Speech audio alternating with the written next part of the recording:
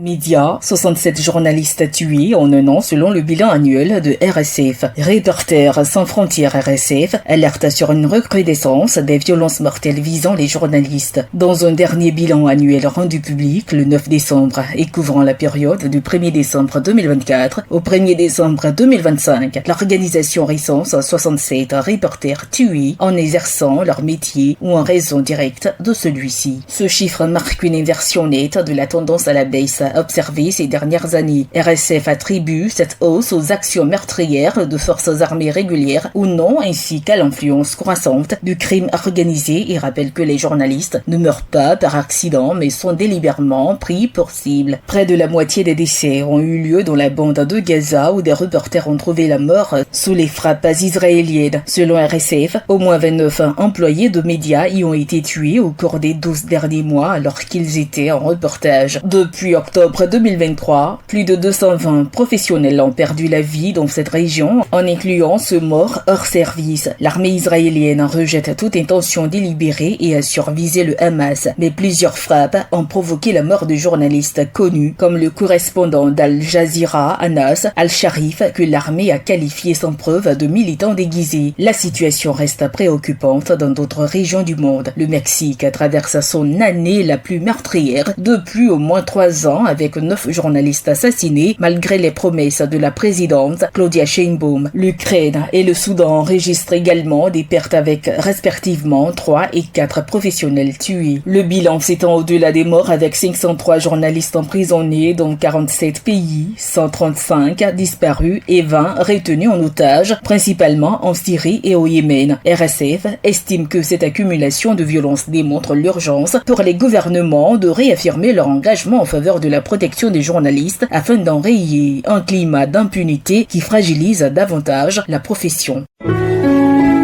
APRA, Agence Presse, Radio et Audio.